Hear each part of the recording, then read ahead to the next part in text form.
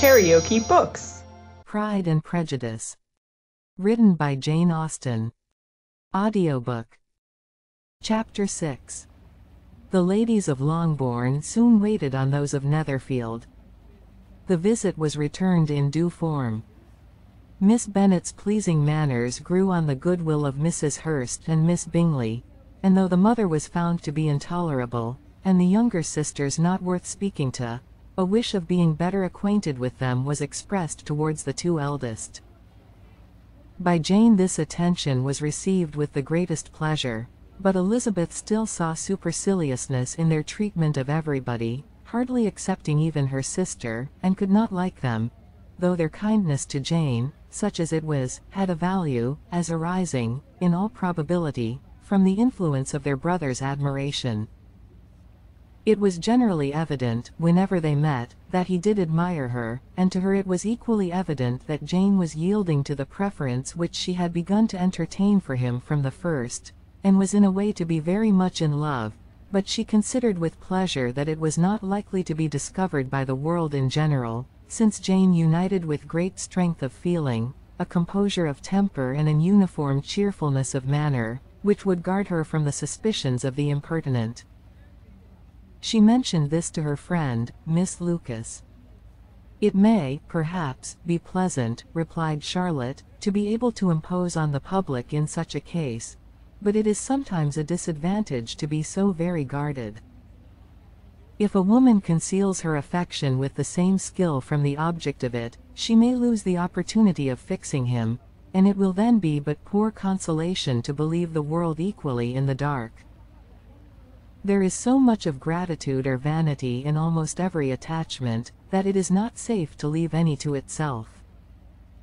We can all begin freely, a slight preference is natural enough, but there are very few of us who have heart enough to be really in love without encouragement. In 9 cases out of 10, a woman had better show more affection than she feels. Bingley likes your sister undoubtedly, but he may never do more than like her, if she does not help him on. But she does help him on, as much as her nature will allow. If I can perceive her regard for him, he must be a simpleton indeed not to discover it too. Remember, Eliza, that he does not know Jane's disposition as you do. But if a woman is partial to a man, and does not endeavor to conceal it, he must find it out. Perhaps he must, if he sees enough of her. But though Bingley and Jane meet tolerably often, it is never for many hours together, and as they always see each other in large mixed parties, it is impossible that every moment should be employed in conversing together. Jane should therefore make the most of every half-hour in which she can command his attention. When she is secure of him, there will be leisure for falling in love as much as she chooses." "Your plan is a good one," replied Elizabeth, "where nothing is in question but the desire of being well married, and if I were determined to get a rich husband, or any husband, I dare say I should adopt it. But these are not Jane's feelings, she is not acting by design. As yet she cannot even be certain of the degree of her own regard, nor of its reasonableness.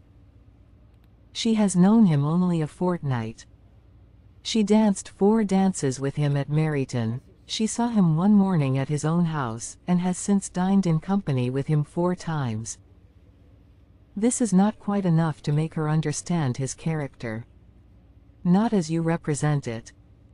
Had she merely dined with him, she might only have discovered whether he had a good appetite, but you must remember that 4 evenings have been also spent together, and 4 evenings may do a great deal. Yes, these 4 evenings have enabled them to ascertain that they both like Vingt better than commerce, but with respect to any other leading characteristic, I do not imagine that much has been unfolded." "Well," said Charlotte, "I wish Jane success with all my heart, and if she were married to him tomorrow, I should think she had as good a chance of happiness as if she were to be studying his character for a 12-month. Happiness in marriage is entirely a matter of chance. If the dispositions of the parties are ever so well known to each other, or ever so similar beforehand, it does not advance their felicity in the least. They always continue to grow sufficiently unlike afterwards to have their share of vexation, and it is better to know as little as possible of the defects of the person with whom you are to pass your life. You make me laugh, Charlotte, but it is not sound. You know it is not sound, and that you would never act in this way yourself. Occupied in observing Mr. Bingley's attention to her sister, Elizabeth was far from suspecting that she was herself becoming an object of some interest in the eyes of his friend. Mr. Darcy had at first scarcely allowed her to be pretty. He had looked at her without admiration at the ball, and when they next met, he looked at her only to criticize. But no sooner had he made it clear to himself and his friends that she had hardly a good feature in her face, than he began to find it was rendered uncommonly intelligent by the beautiful expression of her dark eyes. To this discovery succeeded some others equally mortifying. Though he had detected with a critical eye more than one failure of perfect symmetry in her form, he was forced to acknowledge her figure to be light and pleasing, and in spite of his asserting that her manners were not those of the fashionable world, he was caught by their easy playfulness. Of this she was perfectly unaware. To her he was only the man who made himself agreeable nowhere, and who had not thought her handsome enough to dance with. He began to wish to know more of her, and, as a step towards conversing with her himself, attended to her conversation with others. His doing so drew her notice. It was at Sir William Lucas's, where a large party were assembled. "What does Mr. Darcy mean," said she to Charlotte, "by listening to my conversation with Colonel Forster?" "That is a question which Mr. Darcy only can answer. But if he does it any more, I shall certainly let him know that I see what he is about. He has a very satirical eye, and if I do not begin by being impertinent myself, I shall soon grow afraid of him." On his approaching them soon afterwards, though without seeming to have any intention of speaking, Miss Lucas defied her friend to mention such a subject to him, which immediately provoking Elizabeth to do it, she turned to him and said, "Did not you think, Mr. Darcy, that I expressed myself uncommonly well just now, when I was teasing Colonel Forster to give us a ball at Meryton?" "With great energy, but it is a subject which always makes a lady energetic." "You are severe on us." "It will be her turn soon to be teased," said Miss Lucas. "I am going to open the instrument, Eliza, and you know what follows. You are a very strange creature by way of a friend, always wanting me to play and sing before anybody and everybody. If my vanity had taken a musical turn, you would have been invaluable, but as it is, I would really rather not sit down before those who must be in the habit of hearing the very best performers." On Miss Lucas's persevering, however, she added, "Very well, if it must be so, it must." And gravely glancing at Mr. Darcy, "There is a very fine old saying, which everybody here is of course familiar with, 'Keep your breath to cool your porridge,' and I shall keep mine to swell my song." Her performance was pleasing, though by no means capital. After a song or two, and before she could reply to the entreaties of several that she would sing again, she was eagerly succeeded at the instrument by her sister Mary, who having, in consequence of being the only plain one in the family, worked hard for knowledge and accomplishments, was always impatient for display. Mary had neither genius nor taste, and though vanity had given her application, it had given her likewise a pedantic air and conceited manner, which would have injured a higher degree of excellence than she had reached. Elizabeth, easy and unaffected, had been listened to with much more pleasure, though not playing half so well, and Mary, at the end of a long concerto, was glad to purchase praise and gratitude by Scotch and Irish airs, at the request of her younger sisters, who with some of the Lucases, and 2 or 3 officers, joined eagerly in dancing at one end of the room. Mr. Darcy stood near them in silent indignation at such a mode of passing the evening, to the exclusion of all conversation, and was too much engrossed by his own thoughts to perceive that Sir William Lucas was his neighbour, till Sir William thus began. "What a charming amusement for young people this is, Mr. Darcy. There is nothing like dancing, after all. I consider it as one of the first refinements of polished societies." "Certainly, sir, and it has the advantage also of being in vogue amongst the less polished societies of the world. Every savage can dance." Sir William only smiled. "Your friend performs delightfully," he continued, after a pause, on seeing Bingley join the group, "and I doubt not that you are an adept in the science yourself, Mr. Darcy. You saw me dance at Meryton, I believe, sir?" "Yes, indeed, and received no inconsiderable pleasure from the sight." "Do you often dance at St. James's?"